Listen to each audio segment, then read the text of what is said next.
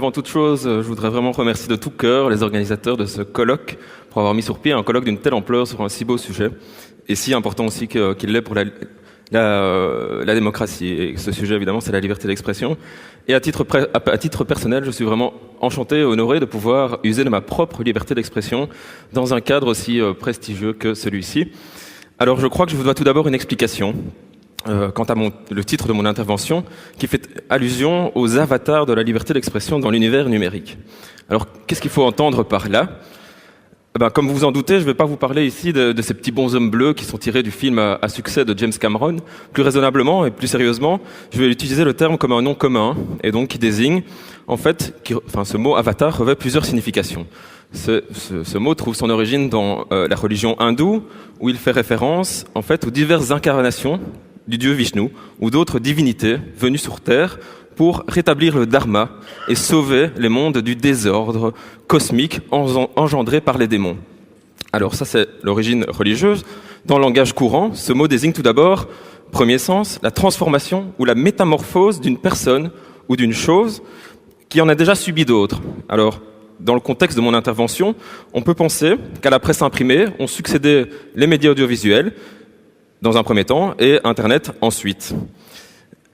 Dans un second sens, le mot avatar désigne un ensemble d'incidents intervenus à la suite de péripéties. En ce sens, le terme est synonyme de mésaventure, d'incidents, de malheur. Et je vais tout de suite revenir sur le sens de ces deux termes dans mon intervention. Vous avez déjà pu pressentir le premier. Alors, dans mon intervention, je vais mettre en évidence 3 défis majeurs pour la liberté d'expression dans l'univers numérique. Le premier de ces défis consiste en fait à véritablement intégrer l'Internet dans la sphère de protection existante du droit à la liberté d'expression. Premier défi, et je pense que pour que la démocratie puisse continuer à bénéficier des bienfaits de la liberté d'expression, cette liberté d'expression, telle Vishnu, doit se réincarner sur la toile. Premier défi donc, et premier sens du mot avatar. Les 2 autres défis que je vais évoquer avec vous aujourd'hui seraient, s'ils ne sont pas pris au sérieux, et constitueraient autant d'avatars de la liberté d'expression dans l'univers numérique. Et j'entends ici le mot avatar au second sens que je vous ai exposé, le sens d'obstacle, de mésaventure, d'accident de parcours. Et ces 2 défis que je vais évoquer avec vous concernent d'une part la question de la protection d'un droit préalable d'accéder à l'Internet, premier défi, et second défi, la mise en œuvre du droit à la liberté d'expression dans les rapports entre les internautes et les intermédiaires de l'Internet. On verra exactement ce que c'est. On va entrer dans ce sera un petit peu technique, je m'en excuse déjà d'avance, mais l'Internet est un petit peu technique et un petit peu opaque. Et il faut entrer derrière, en coulisses, pour un petit peu saisir les enjeux vraiment qui se posent à la liberté d'expression. Alors j'en viens à mon premier défi, et donc pour moi le principal défi qui se pose pour la liberté d'expression, c'est de transposer à cet univers nouveau des principes qui ont été dégagés à l'égard des autres médias. Et on en a déjà parlé tout à l'heure avec Madame Salmon. On a vu en droit belge, tout d'abord, donc il y a plusieurs sources qui protègent la liberté d'expression et la liberté de la presse.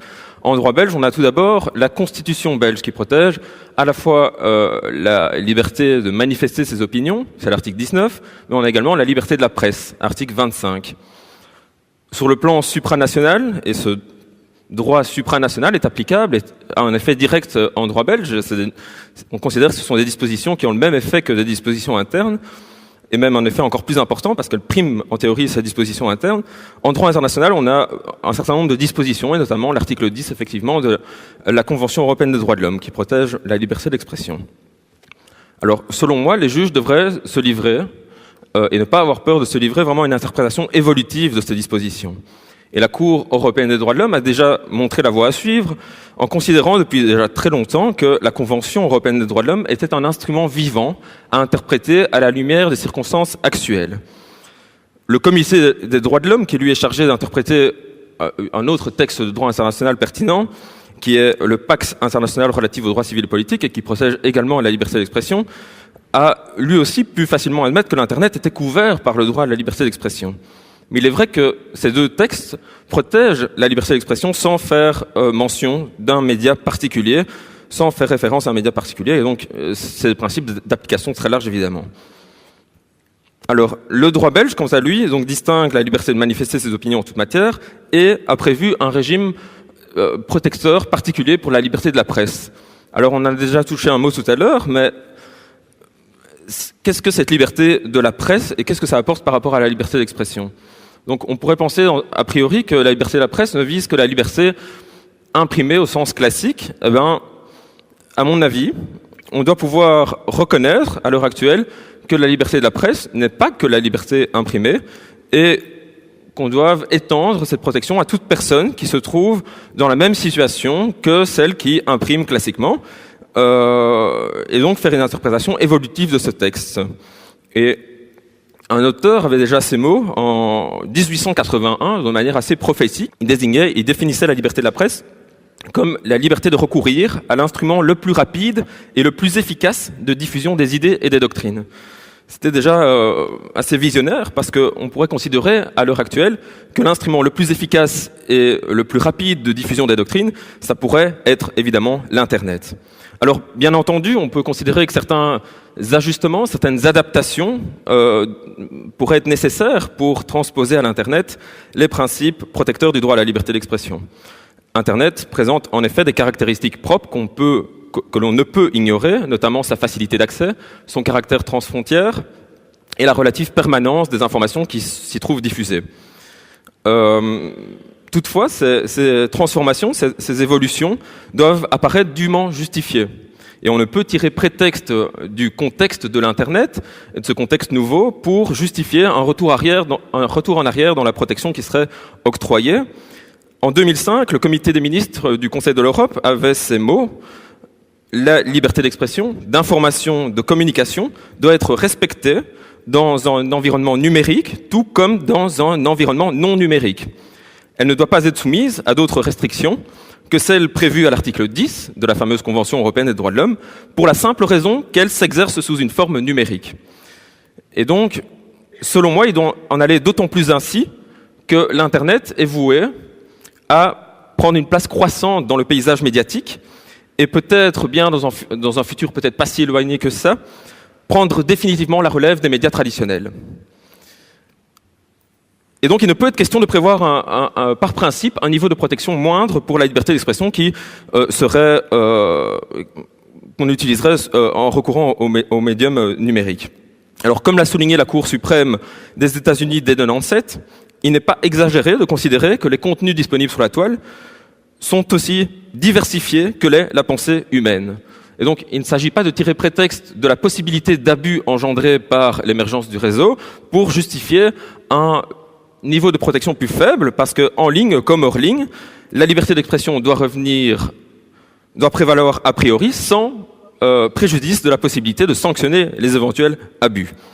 Et pas plus en ligne qu'hors ligne, la liberté d'expression ne peut être considérée comme absolue, et conformément au droit en vigueur et aux possibilités réservées par le droit en vigueur, il existe des possibilités de restriction, pour autant qu'elles respectent évidemment les conditions de la Convention européenne des droits de l'homme, et ces possibilités de restriction sont contenues au paragraphe 2 de l'article 10.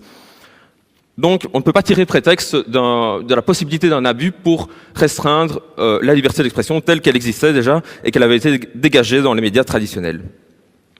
Alors, je vais prendre maintenant deux exemples d'interprétation évolutive et pour montrer un petit peu, comparer l'approche qui est retenue en droit belge et l'approche retenue par la Cour européenne des droits de l'homme, par la Cour de Strasbourg. Alors, premier exemple, tiré du droit belge, on en a déjà parlé tout à l'heure, mais je vais un petit peu approfondir l'exemple. Au terme de l'article 150 de la Constitution belge, la Cour d'assises donc est seule compétente pour connaître au pénal des délits de presse, à l'exception des délits de presse inspirés par le racisme et la xénophobie, mais mon intervention ne concernera pas ce point. Alors, quelle était l'idée du constituant ? L'idée du constituant, c'était pas de sanctionner vraiment le délit de presse. Donc, l'idée, c'est plutôt de mettre en place un régime protecteur et de prévoir que seule l'opinion publique peut juger la presse. C'était ça l'idée de départ. Alors, selon moi, la question est très importante de savoir qu'est-ce qu'un délit de presse. Parce qu'il s'agit là d'un régime protecteur et la définition même du délit de presse va engendrer l'application de ce régime protecteur. Alors, à la faveur de deux arrêts récents rendus en 2012, la Cour de cassation a étendu la notion de délit de presse aux écrits diffusés par l'entremise du réseau. Mais malheureusement, et là je le déplore, je pense qu'on aurait pu aller un petit peu plus loin et la Cour de cassation n'a donc pas saisi l'occasion qui lui était donnée d'étendre la notion à d'autres formes d'expression que les expressions purement textuelles. Et je pense qu'on aurait pu aller un petit peu plus loin. Il m'apparaît un peu paradoxal, en tout cas, d'exclure encore des contenus audiovisuels ou des images d'une protection qui protège l'opinion de manière générale. Et la position de la Cour de cassation m'apparaît encore plus paradoxale. Alors on parle de presse en ligne, de télévision connectée, de prévoir des solutions divergentes en fonction des différentes formes que peut prendre l'expression. Alors un second exemple, peut-être plus abouti d'interprétation évolutive et d'adaptation à l'Internet des règles traditionnelles, est tiré de la jurisprudence de la Cour de Strasbourg, de la Cour européenne des droits de l'homme, et d'un arrêt Comité Pravoy-Delo contre Ukraine, tranché en 2011. Alors il existe une règle constante dans la jurisprudence de la Cour de Strasbourg, c'est que les journalistes qui se contentent simplement de relayer les propos d'autrui, de citer les propos d'autrui, bénéficient d'une exonération de responsabilité, à certaines conditions bien précises, mais en tout cas le principe est prévu par la jurisprudence de Strasbourg. Alors de quoi était-il question dans l'affaire ici que je mentionne pour illustrer l'approche évolutive? Eh bien, dans cette affaire, les responsables du journal en question avaient cité une source tirée de l'Internet.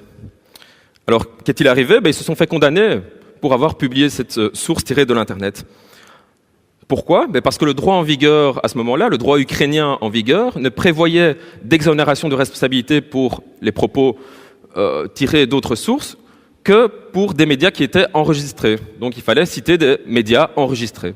Ici, malheureusement, le journal avait tiré sa source de l'Internet. Et quel était le problème? Le problème, c'est simplement que les médias Internet ne pouvaient pas s'enregistrer. Et donc, la Cour de Strasbourg a condamné ici le procédé qui était une exclusion totale de l'Internet, de cette garantie ici fondamentale pour la liberté de la presse, qui est d'utiliser des sources tirées de l'Internet. Donc, cette exclusion totale de l'Internet, de la garantie en question, elle n'est pas acceptable pour la Cour de Strasbourg, mais ce que la Cour de Strasbourg admet, c'est que des adaptations peuvent être prévues dans le régime en question. Mais on ne peut pas tolérer une exclusion pure et simple de l'Internet des garanties protectrices de la liberté d'expression.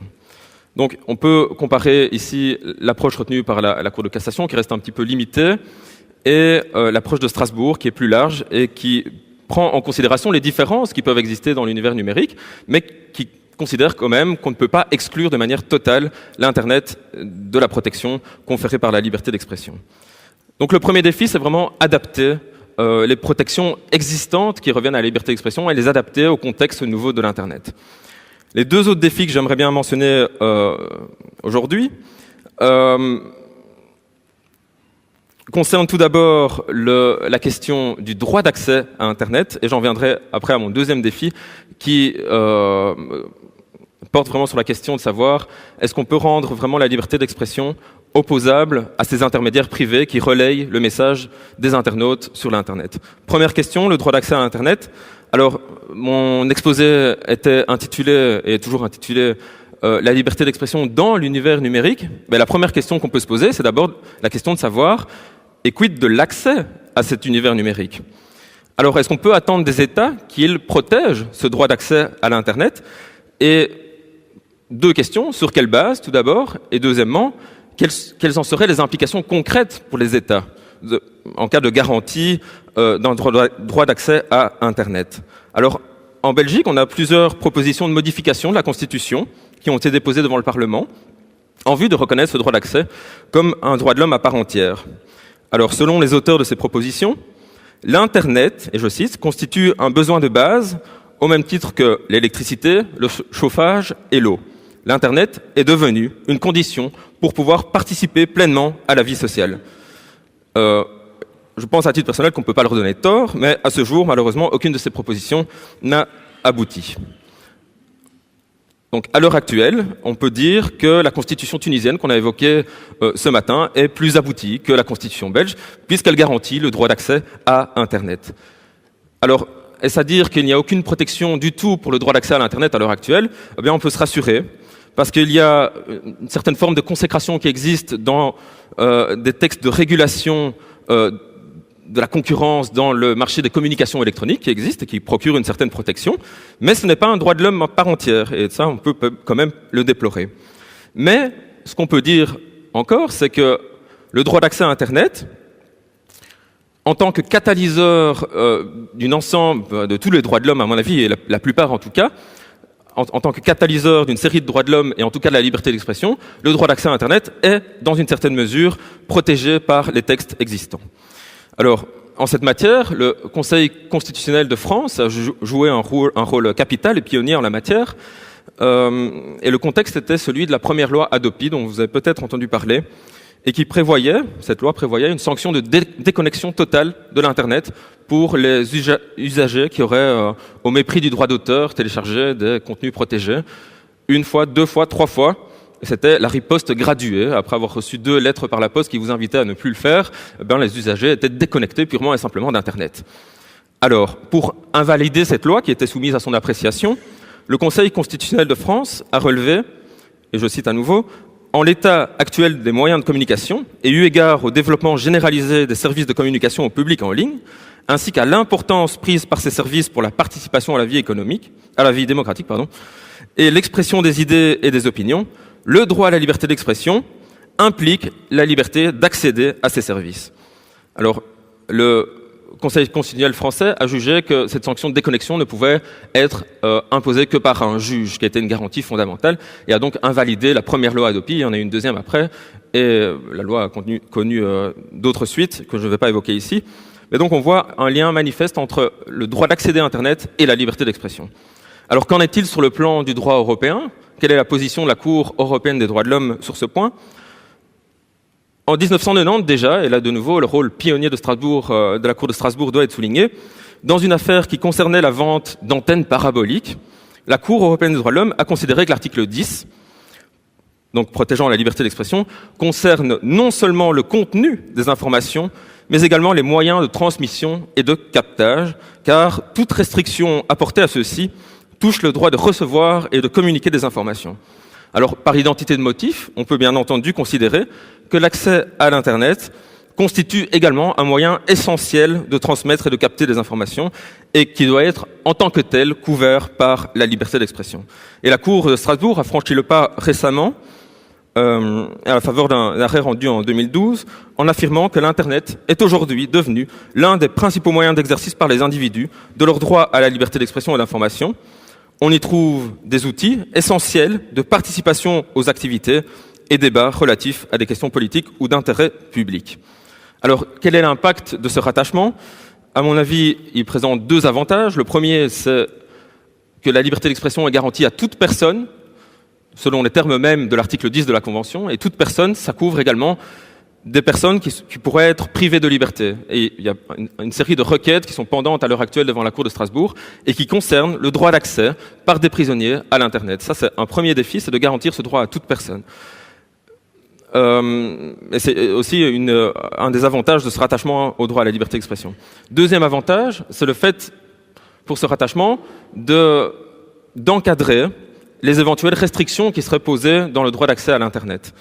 Et ces restrictions, elles répondent aux conditions prévues par le paragraphe 2 de l'article 10 de la Convention européenne des droits de l'homme. Et donc, il faut que la restriction soit prévue par une loi, qui soit suffisamment prévisible et accessible, qu'elle poursuive un objectif légitime au sens de la Convention, donc c'est la liste qui est prévue par le texte de la Convention, et que cette restriction soit vraiment nécessaire dans une société démocratique. Il y a vraiment un réel besoin social impérieux de limiter l'accès à l'Internet. Et donc, on doit vérifier toute restriction d'accès à l'Internet à l'aune de ces critères précis et très stricts pour considérer que cette restriction serait ou ne serait pas conforme au texte de la Convention. Alors, je vais prendre peut-être 2 exemples. Un premier exemple est tiré d'une affaire Yildirim contre Turquie. L'affaire concernait un universitaire qui avait vu son site bloqué. En fait, il ne pouvait plus du tout accéder à son site. Pourquoi ? Mais pas parce que son site à lui posait problème, mais parce qu'un autre site internet totalement indépendant du sien, mais hébergé sous une même plateforme, portait atteinte à la mémoire d'Atatürk. Et donc, on a dû bloquer l'ensemble de la plateforme. Alors, qu'a dit la Cour européenne des droits de l'homme dans cette affaire ? Elle a dit une mesure d'une telle ampleur, avec de tels effets collatéraux, ne peut pas être prévisible. Le cadre légal n'était pas suffisant que pour éviter de tels abus. Et donc, elle a conclu ici à la violation, évidemment, de l'article 10, compte tenu des effets vraiment disproportionnés du blocage en question. Comment apprécier alors la nécessité d'un tel blocage et comment voir si ce blocage est nécessaire dans une société démocratique? Il faut limiter le blocage évidemment au strict nécessaire et opter pour une mesure de blocage, si on veut bloquer l'accès à un contenu en tout cas, une mesure de blocage qui se limite vraiment au strict nécessaire et donc qui soit bien ciblée et qui n'ait pas des effets collatéraux comme ceux que j'ai mentionnés dans l'affaire Yildirim. Je vais peut-être directement en venir à mon second défi, je vois que le temps file. Encore 10 minutes, voilà. Donc le second défi qui se pose pour la liberté d'expression sur Internet et dans l'univers numérique, c'est de rendre la liberté d'expression effective dans les rapports entre ces fameux intermédiaires de l'Internet, vous allez tout de suite savoir de quoi ils retournent, et les internautes. Qui sont ces intermédiaires de l'Internet? De tout temps, il a toujours existé des intermédiaires qui portent le discours d'autrui, qui le communiquent. Mais sur Internet, les infrastructures même du réseau sont possédées par des entreprises qui sont des entreprises privées. Et donc ça pose toute une série de questions concernant la protection effective de la liberté d'expression entre les internautes, qui sont aussi des personnes privées, et ces entreprises privées. L'État, en quelque sorte, est mis de côté, et c'est une véritable difficulté pour la liberté d'expression que de protéger la liberté d'expression des internautes à l'égard de ces intermédiaires privés qui fournissent un accès à Internet, qui hébergent des contenus, ou qui indexent des sites web, et c'est le rôle des moteurs de recherche, et qui facilitent leur accès sur la toile. Alors j'ai relevé 3 risques majeurs, on verra si j'ai le temps de tous les aborder. Le premier, c'est celui de la neutralité du réseau, de savoir si les fournisseurs d'accès, principalement, peuvent discriminer entre les différents contenus qui sont diffusés sur la toile et favoriser éventuellement certains locuteurs qui auraient un poids plus important que d'autres. Alors évidemment, ça pose toute la question du pluralisme, et la Cour européenne des droits de l'homme a déjà eu l'occasion de souligner qu'il n'est pas de démocratie sans pluralisme, et que les États avaient une obligation positive de garantir ce pluralisme sur Internet, dans les médias audiovisuels également. Et la question est vraiment importante parce qu'on assiste à l'heure actuelle au développement vraiment de la télévision connectée, et qui impose donc à l'État de régir et de réguler ce marché de la télévision connectée pour garantir le pluralisme véritable des informations qui sont diffusées sur Internet. Alors un second danger qui résulte de cette nature privée des intermédiaires qui aident les internautes à diffuser leurs informations et à les recevoir dans l'espace numérique, c'est l'imposition de standards de liberté d'expression qui sont définis par des entreprises privées. Alors on a peut-être encore en tête cet exemple de censure par Facebook du tableau L'origine du monde du peintre Gustave Courbet, et qui avait valu même l'exclusion à un utilisateur de Facebook il n'a plus réussi à ouvrir son compte et il a été renvoyé, si vous voulez, de Facebook, mais sans autre forme de procès. Et donc ça pose toute la question de savoir dans quelle mesure ces entreprises privées peuvent décider des contours de la liberté d'expression en sanctionnant et en censurant des propos que ces entreprises ne jugent pas conformes à leur ligne éditoriale. Donc ça, c'est une première question, et ça pose toute la question des obligations positives et de savoir si l'État ne doit pas protéger la liberté d'expression des citoyens, y compris dans les rapports entre les personnes privées, et ici rendre opposable la liberté d'expression aux intermédiaires privés, et notamment aux sites de réseaux sociaux comme Facebook. Alors, c'est le deuxième danger, à mon avis, qui résulte de la nature privée des intermédiaires. Le troisième, c'est le fait pour l'État, c'est un risque pour l'État que de pousser ces intermédiaires à censurer les propos des internautes en raison d'une crainte d'engager leurs responsabilités. Donc, c'est-à-dire, on va protéger la liberté d'expression des internautes à travers une absence ou une limitation de la responsabilité qui pourrait être retenue à charge des intermédiaires. Alors, c'est le mécanisme, effectivement, de la responsabilité en cascade dont on a déjà touché un mot tout à l'heure, et qui considère que pour protéger la liberté d'expression des auteurs, il faut protéger d'abord la liberté d'expression des intermédiaires qui aident ces auteurs à transmettre leur message. Et donc l'idée, en fait, et qui est déjà prévue par le constituant belge et qui était vraiment très novateur à l'époque, en 1831, les membres du Congrès national ont décidé que lorsque l'auteur est connu et domicilié en Belgique, on ne peut poursuivre l'éditeur, l'imprimeur ou le distributeur. Pourquoi? Mais pour protéger principalement la liberté d'expression de l'auteur. On retrouve le même genre de système dans l'univers numérique à travers un système d'exonération de responsabilité pour les intermédiaires de l'Internet. et qui vise principalement à protéger la liberté d'expression des internautes. Alors vous en doutez bien, il y a une série de questions qui concernent le statut de ces intermédiaires, mais c'est pas tant le statut de ces intermédiaires qui est en jeu, c'est la liberté d'expression des internautes qui se trouve là derrière et qui est vraiment d'une importance cruciale à l'heure actuelle. Et j'aimerais juste, avant de terminer, évoquer peut-être deux questions majeures quant au statut de ces intermédiaires, mais donc ça pose aussi, par un jeu de domino, la question de la liberté d'expression des internautes. Première question, c'est de savoir, est-ce qu'on peut considérer que ces exonérations protègent des sites internet qui fournissent la possibilité à n'importe quel internaute de diffuser son opinion. C'est tout le mouvement du Web 2.0 ou du web participatif, où chaque citoyen peut un petit peu s'improviser journaliste et diffuser des informations, etc. Par exemple, en commentant des articles de presse qui sont publiés sur Internet. Est-ce que ces internautes peuvent le faire librement, et est-ce que surtout les intermédiaires qui contribuent à publier ces commentaires d'internautes vont bénéficier d'exonération de responsabilité? Il y a une affaire qui est actuellement pendante devant la Cour européenne des droits de l'homme, devant la Grande Chambre, et qui concerne précisément un portail d'information qui s'est vu condamné pour avoir publié des commentaires d'internautes sous un article de presse, alors que ce portail d'information, finalement, n'avait fait que diffuser de manière technique, neutre, passive, sans avoir de contrôle sur ces informations et sans avoir même la connaissance de ces informations. C'était simplement une possibilité qui était ouverte aux internautes de diffuser des informations. Eh ben, le portail d'information a été retenu responsable et condamné. Et donc ça pose vraiment de véritables questions par rapport à la liberté d'expression des internautes. C'est une première question vraiment très importante qui est suscitée par la protection des intermédiaires et l'exonération de responsabilité. Je vais peut-être pas m'attarder sur cet exemple. Je vais passer à mon deuxième point important quant à la responsabilité des intermédiaires, qui concerne en fait les moteurs de recherche et dont le rôle doit, à mon avis, être souligné, parce que ces moteurs de recherche indexent l'ensemble de la toile et vont chercher les informations pertinentes et les rassemblent sur un site internet qui va répertorier l'ensemble des informations pertinentes. Et ce rôle m'apparaît vraiment crucial à l'heure actuelle, parce que l'information sur la toile est vraiment disséminée partout.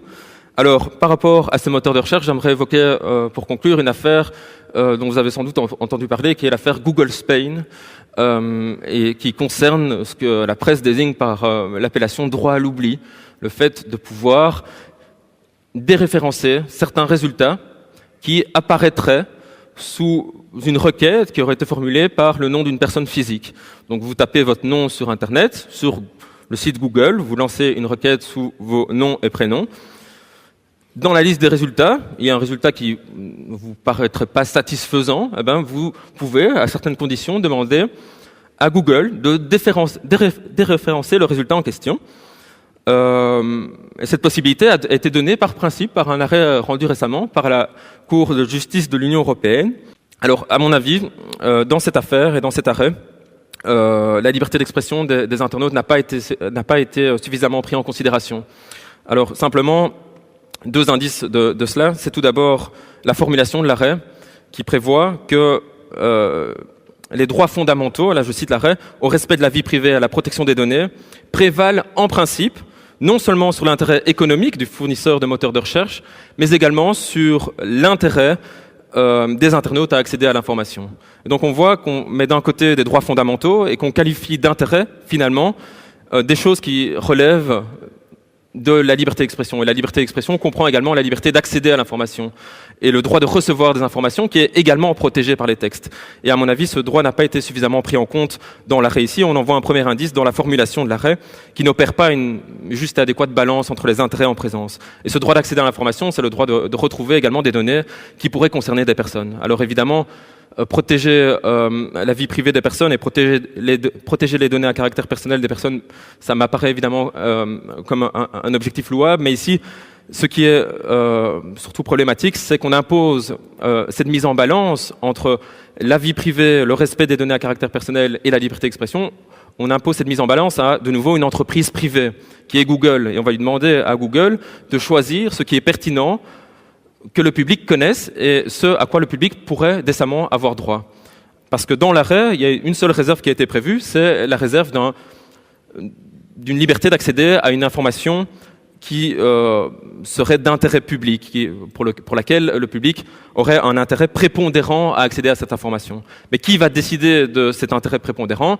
Ce sera Google. Et le problème, c'est qu'en cas de doute, cette entreprise privée, entre le fait d'engager sa responsabilité et le fait de retirer un lien vers une ressource, en cas de doute, à mon avis, Google risque plutôt de retirer le lien en question, de le retirer de la liste, plutôt que de prendre le risque d'engager sa responsabilité, c'est-à-dire de limiter ses bénéfices. En tant qu'entreprise privée, on ne peut pas lui reprocher. Je pense que simplement, il y a un problème ici dans les rôles qui sont ici imposés aux moteurs de recherche. Et je pense qu'il aurait été préférable d'agir directement à la source quand une donnée pose problème. On agit plutôt en amont qu'en aval, et donc on aurait pu penser imposer à l'éditeur le fait de retirer une information qui serait jugée non pertinente, inadéquate, excessive.